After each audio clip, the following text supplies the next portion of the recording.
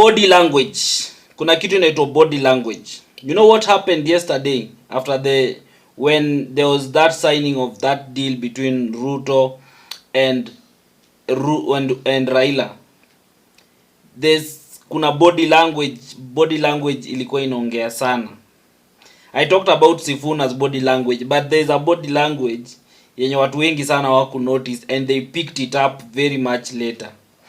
So before I go into this person and everything, if you are new to this platform, I would like you to take a second to hit the notification bell and to subscribe to this platform so that anytime I post a video, you'll always be the first one to watch and to be notified. My name is the African Updater, and what we do here, kazi yetu inakuwa tu kuchambua siasa na and discuss anything that is trending in the country at the moment. So subscribe, and then kama kawaida, I'll be back.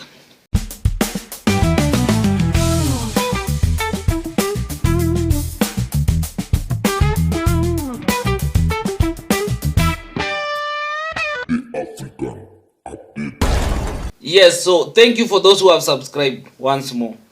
So I was talking about body language. I hope most of you people muliona body language ya Ruto while Raila was speaking in that meeting. And this one, many people picked it up very late. But anyway, I want you to watch this body language and then I'll come back. But the main reason why I'm doing all this for this video is that we want to discuss. You know, yesterday we were kind of a bit I was kind of emotional about what happened because I never expected whatever happened to happen.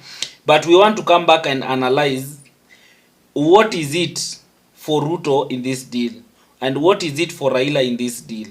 What is Ruto's target with this deal na Raila's target ni nini in this deal. Then I will come back and give my analysis. So watch this video and then we'll come back. Jina manyonyo, hebu angalia hii facial expression ya Ruto mjamaa. Hadi mimi niko na shanga. Hebu cheki. Ni kuno.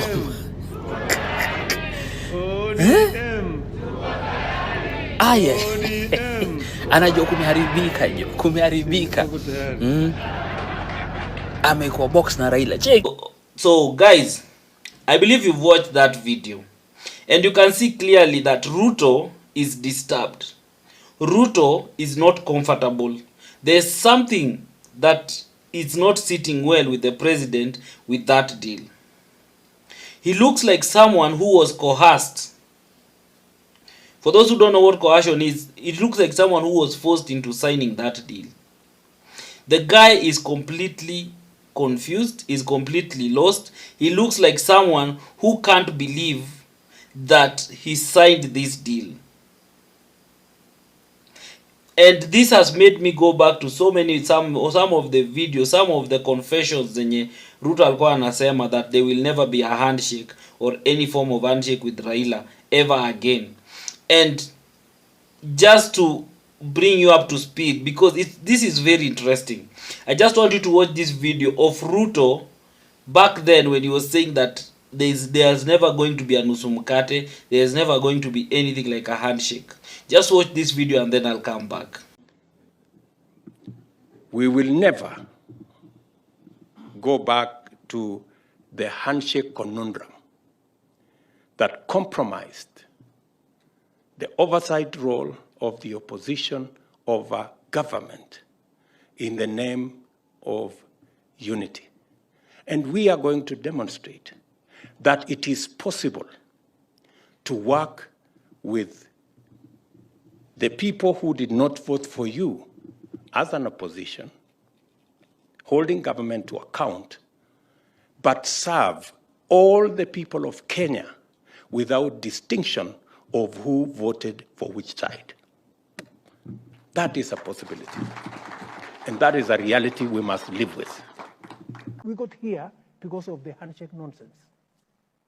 My good brother, Bwana Smart. We got here because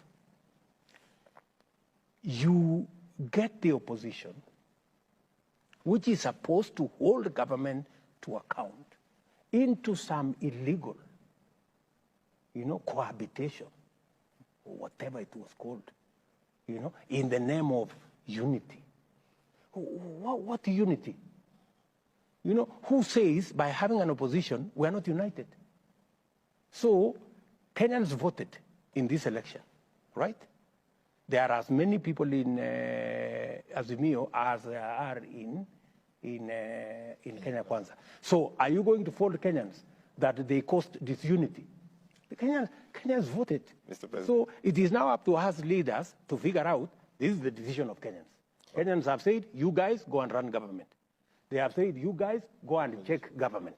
Let us appropriate our responsibilities to So, you've watched that video of the president, Ruto himself, saying clearly that there will never be a handshake. And I think the reason why he was having that facial, that posture, and the way he was communicating through his facial expression in that meeting when Raila was speaking is because maybe it has now hit him. Maybe it was at that moment that it hit him that hey, all the things zenye nilikuwa nakataa ndio hizi nimefanya. I said there'll be no nusu mkate, there'll be no 50-50 sharing, ndio hii hapa. I say that Raila will never come back to the government through the back door, ndio hii hapa.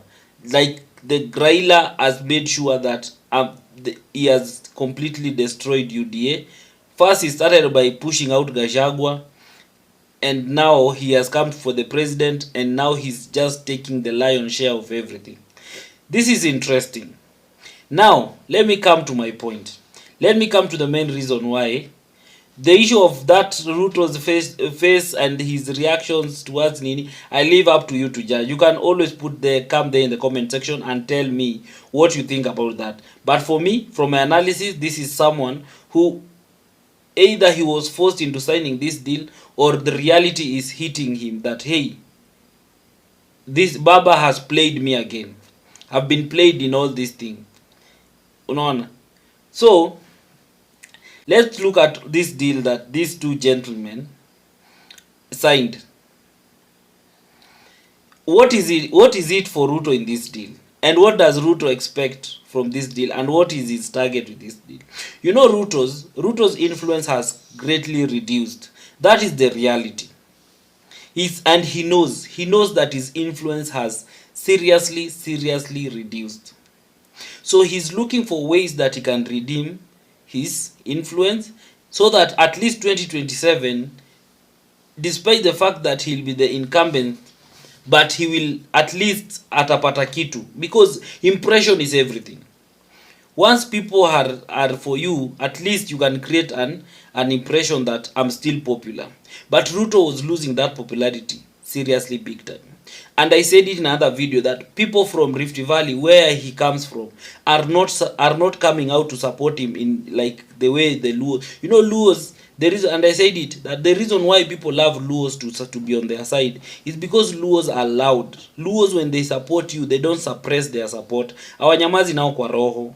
They will come out, they will show it, they will need. You see how they were doing it in KICC. Walikuwa nalala kwa maji, wanaenda kuswim kwa hizo maji, walikuwa hapo doing all sorts of crazy. That is the Luos for you. So Ruto needs that kind of support, because once he has it, he knows how he's going to capitalize it to even suppress those regions that will not vote for him, in terms of showing them that, hey, I don't need you guys. Look at how people love me. Look at how the hype that I'm getting and everything. So Ruto needs that, because impression in politics, perception in politics is everything.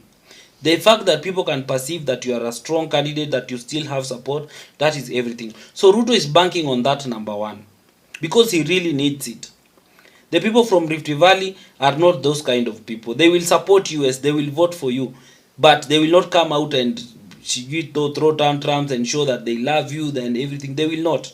They will only do it maybe when they are asked and everything. So, even when they were celebrating, you remember when the president won and the celebration was not that one massive. Imagine if Raila could have won. Celebration ingekuwa aje in parts of Nyanza. It could have gone even for months. You see? So, that Ruto really needs that. And that's why he keeps on. He needed Raila on its side whichever way. I don't think he's really planning to, it's really banking on Raila's support, but it's banking on Raila's, like, that influence Raila konayo, to make sure that at least he's able to push until 2027 as he strategizes on how to now plays politics in the ashinde 2027. Another thing, I once said it here, that there can be a scheme for Raila. Now this is, I want to come to Raila. Because for Ruto basically is that Ruto is looking for a political survival until 2027. Because without Raila's support, he's doomed. He's doomed. And that's why you see he's willing to give everything, even 50% of the government, just so that Raila can be comfortable and his people can be comfortable as Kume paka 2027. Because honestly, there is no backup. Like our president currently has its stance. He might change the tides, I don't know, but I don't see him doing that any soon, because people have kind of really shifted. You get? So this dalliance with Raila and this support with Raila and this deal with Raila is only to help Ruto to push until 2027. And then he will see how he'll strategize, how he's going to come back. Because when it comes to support, I don't see him getting that massive support. I don't see any region supporting him massively as the way they could have supported him. Because Mount Kenya has left. Ukienda kama area Kisi are starting to look for their own person. They have between Matiang'i and Maraga something. Which you look at Western, Pia, the same deal. People are starting to look inwards. Same to Kambani and every other region. So I don't know where it's going to now get that another massive support. You get. So it's going to be, it's a long nini for him. Now let's come to Raila. Raila is the one benefiting from all this deal. And I once said it here, when these people started working, I said that there can be a plan to rebuild Pentagon. Those who remember Pentagon in 2007, you remember Ruto was a very key, an important figure in Pentagon in 2007. There can be a scheme to bring back Pentagon in 2027. Whether it will be successful or not, that is debatable. But there can be a scheme. I think Raila has focused his eyes on making sure that ODM at least produces a president in 2027. One thing I'm sure, Raila will not be president. That is clear. Raila will not be in the ballot in 2027. Let's all agree that Raila will not be in the ballot in 2027. You can all see Raila's health. It keeps on going down and going down. And with this age, I don't think he'll be done. But the Raila can have a scheme to make sure that Ruto vies under ODM in 2027, so that ODM can also clinch power. There can be that scheme. Because let me tell you, and I keep reminding you, you guys, you should never forget that Ruto is also one of the founder members of ODM. Ruto was part of ODM from the inception. In fact, immediately Ruto left KANU, the party that he joined was ODM. They are the founder member of ODM. So these people, maybe they are having a deal that, hey, Raila telling Ruto that the only gift I want from you, the only thing you can do for me na nikue happy, is to make sure that ODM produces a president. And since you are the president and UDA is dead, because let's all agree, UDA is dead. UDA cannot come back again. Why? Maybe you can run under ODM in 2027, and then I'll give you all the support, and then ushinde. And then even if at least I'll be happy that ODM ever produced, this party that has been there for 20 years, ever produced a president. Something that Ruto cannot turn down. Because I don't see Ruto has no energy and to rebuild to register a party and to popularize the party again. That party will not get massive reception and massive acceptance the way UDA ilipata. So I don't see Ruto forming another party. I see Ruto running under ODM to become the president. I see Ruto doing that in 2027. So let's see, but I feel that the grand thing for Raila is not even to finish Ruto politically. Some of you are saying that Raila is there to finish Ruto politically, or maybe Raila is there to pull that 2002 card that he pulled on Moi. It can be true, because Raila now has all the systems that he needs. The only thing he wants and he knows that he's going to get is the speaker. If he gets the speaker of the National Assembly and the speaker of the Senate to be on his side, it's a deal done. Like the impeachment of Ruto will be inevitable. And I said it, that the only thing that will make Kenyans forgive Raila for all the things he has done, for turning against the Gen Zs, for turning against the movement, for supporting this regime, is to impeach Ruto. If Raila decides to work with Ruto until 2027, that will be a non-issue. Kenyans don't care anymore. Kenyans will go ahead and vote out Ruto in 2027. That is clear. Kenyans have decided. So this dalliance and this agreement that they made with Nini, it's neither here and there for Kenyans. Kenyans don't care about it. And you can get it from most of the people's reactions. Majority, almost 70% of Kenyans are not for that thing. They don't care. Even they now see Raila as a traitor. So for Raila to redeem himself, he needs to do something massive that Kenyans and in years to come will remember him for. You know, Kenyans always remember Raila for fighting for multipartyism, where he alienda prison for 9 years for it. He suffered for it. So Kenyans remember Raila for that, and they respect him for that. Another reason why Kenyans remember Raila is he was the one who finished KANU. Raila dismantled KANU completely. So that one, Kenyans give him credit, and he'll be remembered and he'll be loved for that. Another reason why Kenyans respect and value Raila is because Raila fought for the new constitution that we are enjoying. This constitution that now gives us all this, the freedom of expression, that we can do videos like these ones, we can do a lot of things, people can express themselves. We have a very robust constitution. It is the effort of Raila, because you remember even there was the first constitution where Raila decampaigned and it was brought down. And now they came and brought out the new constitution that has devolution.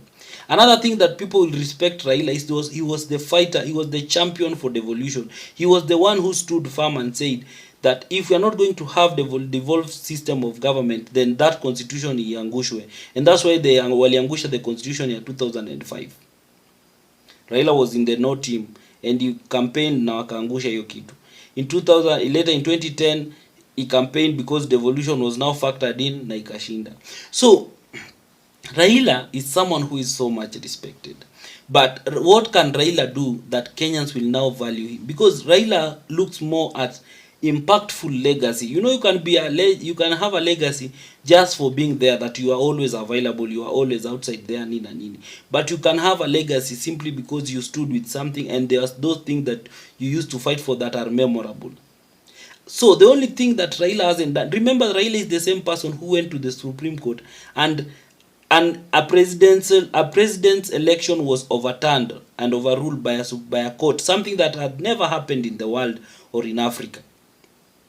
So all these things are accredited to Raila. So the only thing that Raila can do to Kenyans, and Kenyans will forgive him on that day, on that instant, and very fast, even those who hate him, even those who feel like I'm going to betray someone like me, is to impeach Ruto. And now he has Ruto where he wants him. So I see Raila pulling that card. At some point, I see him pulling that card. Because Ruto is vulnerable.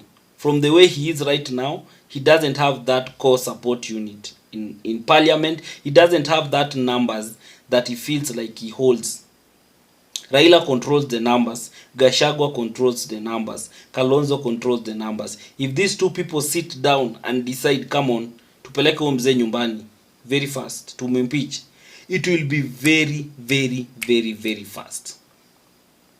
Very fast. So I want to say that a day in politics it's very long. It's like so many years.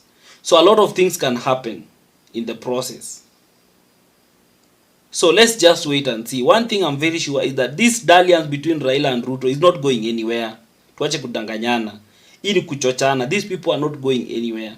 Hii relationship inaenda kuvunjika hapa mbele. Hii relationship haiwezi fika 2027. We know politicians and how they change their stance very fast. So anyway, guys, thank you so much for anyone who has watched this video until the end. And if you're a new subscriber, I thank you so much. I hope you'll return for for those who want to support this platform, my number is always there in the description. You can reach out, you can support me in any way that you feel. Thank you, till next time, bye.